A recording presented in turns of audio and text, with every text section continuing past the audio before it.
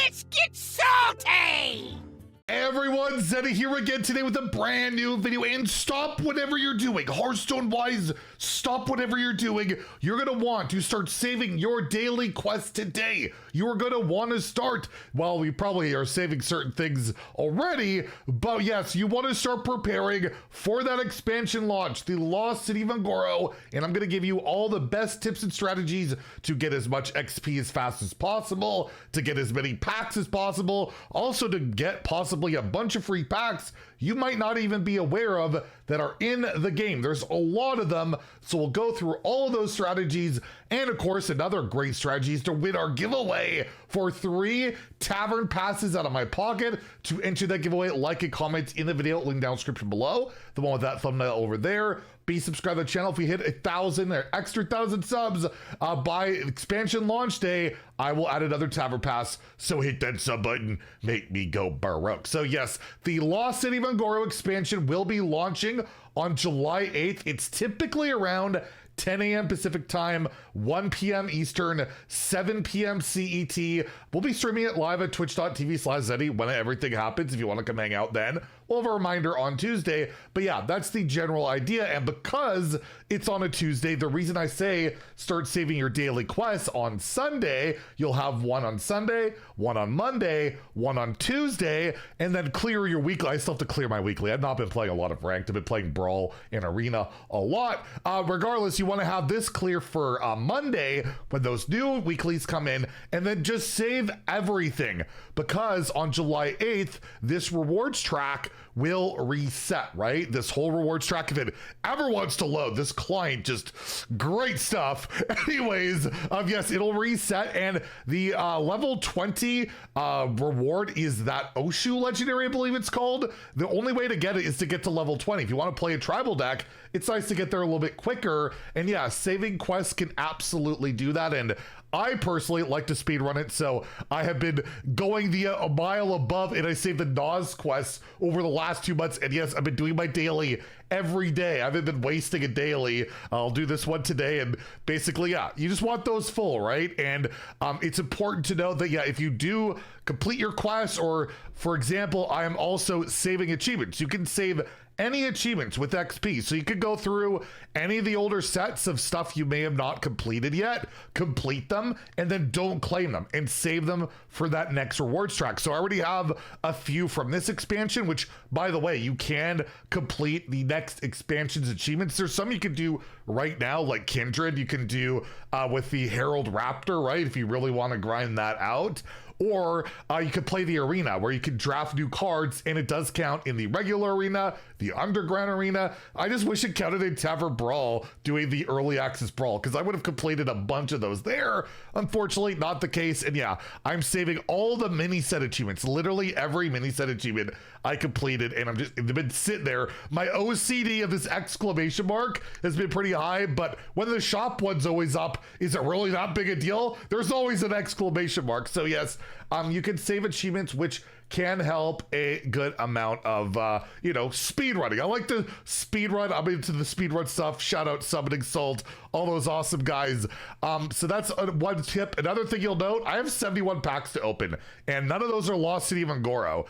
If you happen to have any class packs, any standard packs, and we'll talk about how you possibly can get some, like right now, you can save those, and they will contain, or have the chance to contain, Lost City of Un'Goro cards. I have the entire standard collection right now, so I just save them, and I'm only missing a few legendaries at this point, to be honest, but it gives me another shot at like signatures and things like that. But overall, I just save those.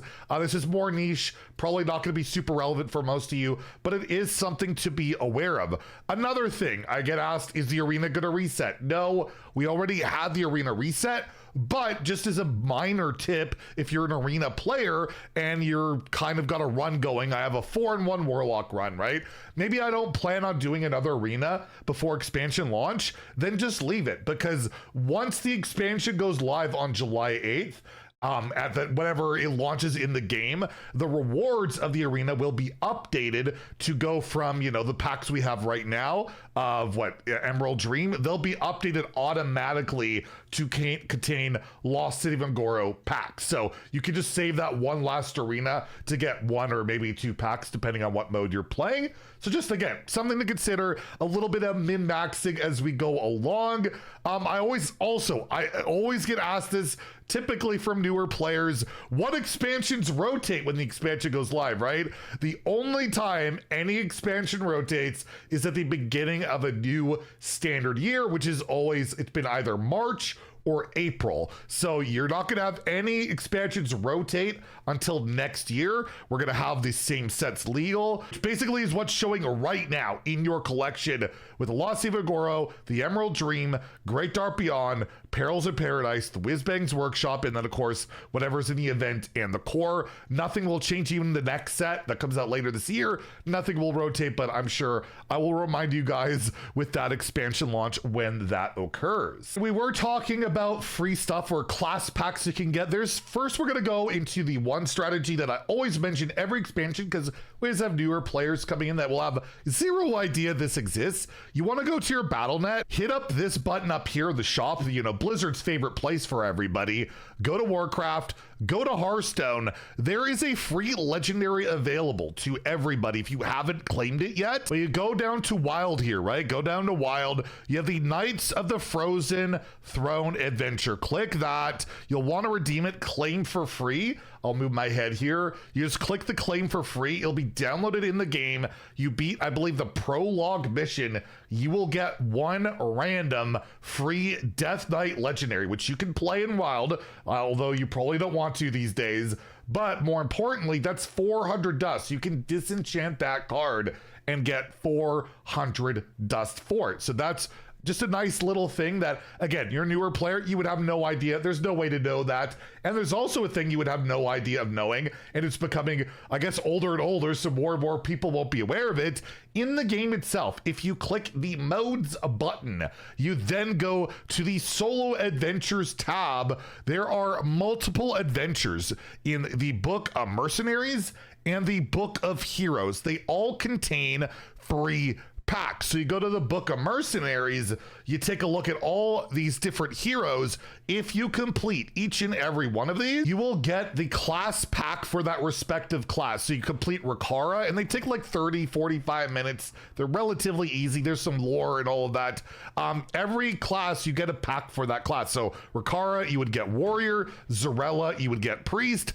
Guff, you would get Druid. So there's, what, 7, 10 total here you can get of free packs, and I believe if you complete them all, you also get a bonus golden standard pack. And yes, the same goes for the Book of Heroes, which have the more traditional classes in Hearthstone, all up to Demon Hunter. I don't believe Deathlight was ever added to this. Deathlight got its like own prologue adventure, and there's Phelan, which can also give older packs, I believe, not like whatever the new like standard packs. I'm not sure. I've only beaten like 1 wig. I'm still not 100% complete on it because I find it really long and tedious, which that one really is. The other ones are a lot shorter, and again, you get a class pack for each one of these, and you can get a golden standard pack as a reward. So just a really nice thing for players that are newer, have no idea that even exists, or you're just a regular player that's forgotten to do them and get those packs. So that's a lot of packs you could possibly get for free that can count towards that Lost City of Un'Goro. Other than that, yeah, it's all about maximizing the drops throughout the last few weeks, which I've tried to advise as much as possible on. And yeah, that rewards track will refresh again on July 8th with the expansion. And I will note, just in case you are wondering and you didn't see the rewards track video, at level 0 or 1, sorry, when you log in, it will be a random quest. So you will be getting 1 random quest no matter what. You will be able to play a quest on day 1, which I think is a cool touch from the Hearthstone team. So there you go, my expansion guide. Feel free to share any tips in the comments down below, and we'll see you for expansion launch on the 8th. We'll have something pretty cool to discuss tomorrow, where I'm actually like really worried about older cards just We're going to talk about starships a lot and kill Jaden and problems.